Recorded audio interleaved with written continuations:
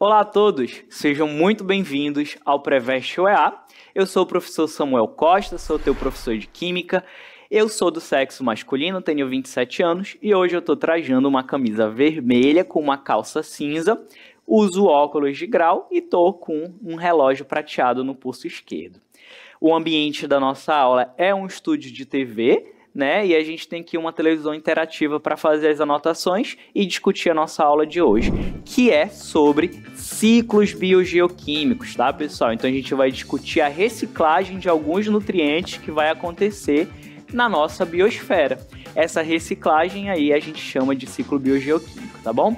Então eu trouxe uma frase para a gente iniciar a aula de hoje. Eu gosto de trazer essa frase porque ela vai nos remeter como que esses nutrientes vão estar aqui presentes e disponíveis para a gente, tá bom? Então, na natureza nada se perde, nada se cria, tudo se transforma. Isso aí é uma lei da natureza, tá bom, pessoal? Então a nossa matéria, ela está em constante transformação. E a partir dessa constante transformação é possível a gente obter ciclos, tá bom? Então, qual a importância desses ciclos biogeoquímicos?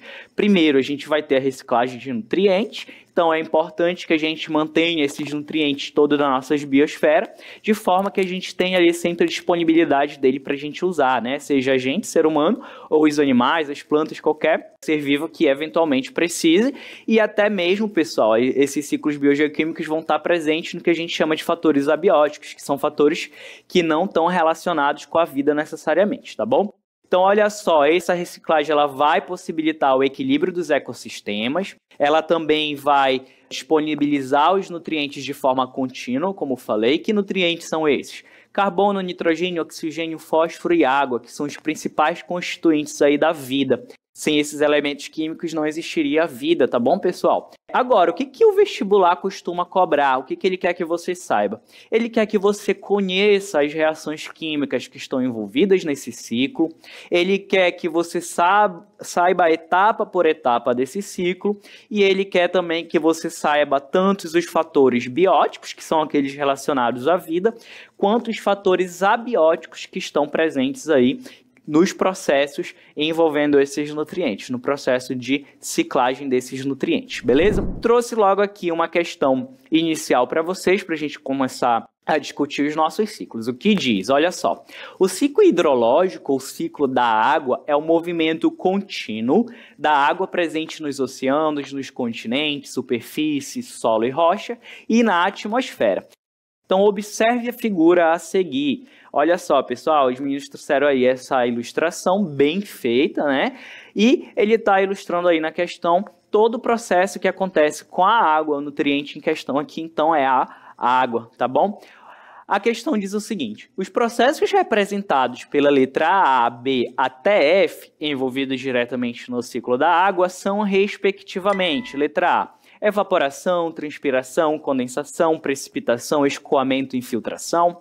Letra B, transpiração, evaporação, condensação, precipitação, infiltração ou escoamento. Letra C, evaporação, transpiração, condensação, precipitação, infiltração e escoamento. Letra D, transpiração, evaporação, condensação, precipitação, escoamento e infiltração. Ou letra E, evaporação, transpiração, precipitação, condensação, infiltração e escoamento.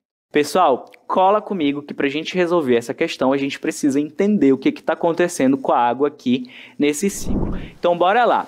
Olha só, na etapa que está ilustrado aí pela letra A, pessoal, a gente está vendo um rio que recebe a incidência da radiação solar e também a ação mecânica das ondas, dos ventos.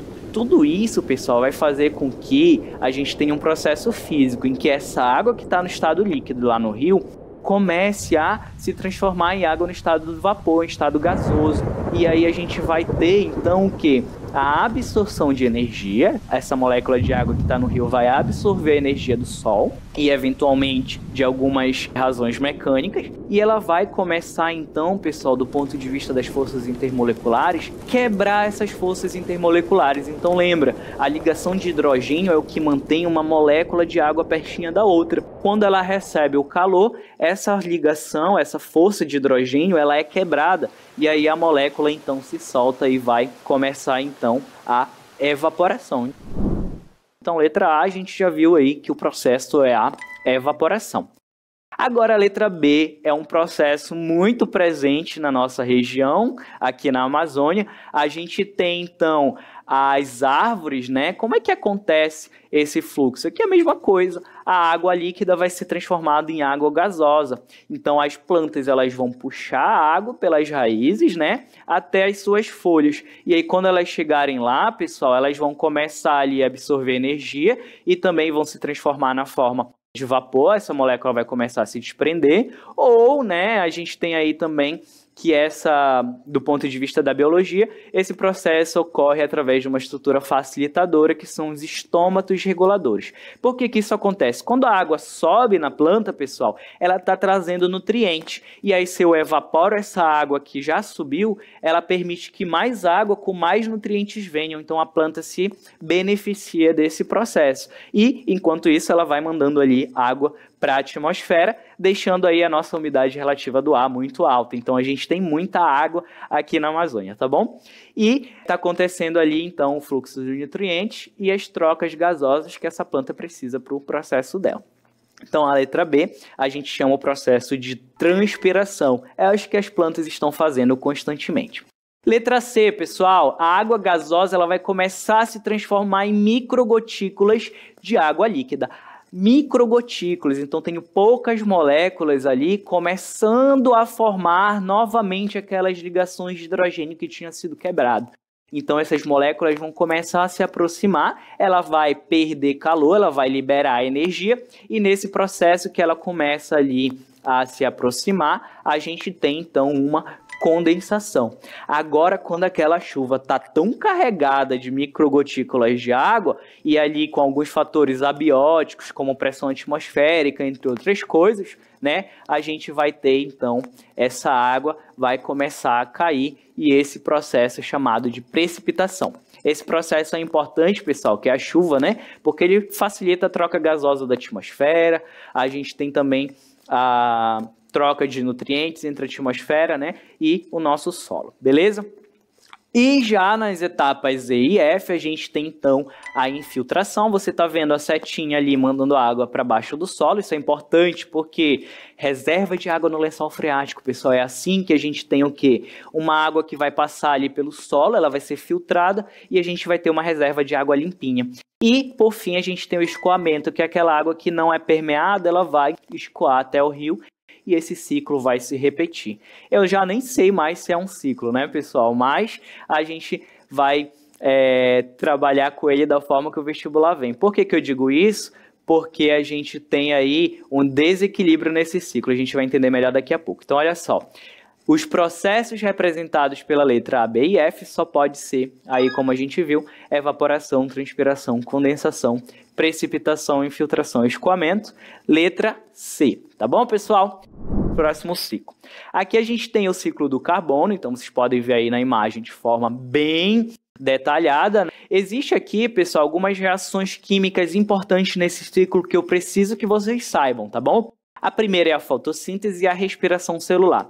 Essas duas reações químicas presentes no ciclo do carbono, elas são reações químicas naturais que sempre iriam acontecer. Primeiro, a fotossíntese ela vai pegar o carbono que está na forma de CO2, né? Quem faz isso? As plantas e as algas. E ela vai transformar isso em oxigênio para a gente. Ah, professor, e o que acontece com o carbono do CO2? Ela transforma em energia para ela. Então, a planta vai transformar esse carbono em energia e nos dá oxigênio.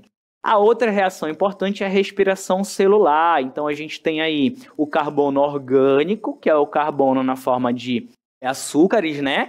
Que ao reagir com o oxigênio que a gente respira, vai ser transformado em CO2 que a gente manda embora e energia para as nossas células, a ATP. Agora tem um outro processo aí que participa do ciclo do carbono na nossa biosfera, que são as reações de combustão. Isso daqui é a ação do homem, pessoal. Então a gente tem aí o efeito estufa sendo causado por essa reação. Afinal de contas, a queima sempre gera CO2 e água se for uma combustão completa. E aqui a gente tem um desequilíbrio desse ciclo, tá bom? Quando o sistema em equilíbrio é submetido a uma perturbação externa, ele se ajusta de maneira a restabelecer esse equilíbrio. A gente está queimando muito. tem muito carbono na atmosfera, as árvores não estão conseguindo absorver, e aí a gente tem o aumento da temperatura que influencia inclusive lá no ciclo da água, tá bom? O outro ciclo importante é o ciclo do oxigênio, então a gente tem as reações igual no do carbono, que a gente viu que o oxigênio está presente, a fotossíntese pelas plantas e a respiração celular pelos animais vão promover aí essa troca de oxigênio.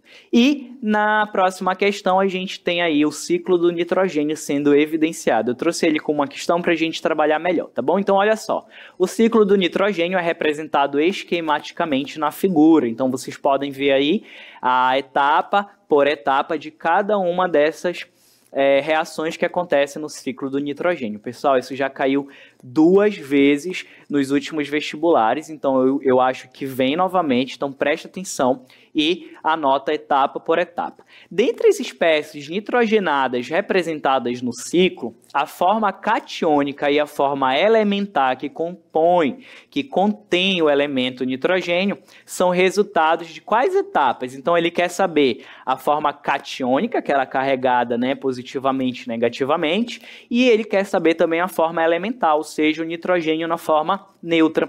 Que etapa que está isso? Fixação e nitrificação, nitrificação e fixação. Letra C, nitrificação e denitrificação. Letra D, denitrificação e fixação. Letra E, fixação e denitrificação.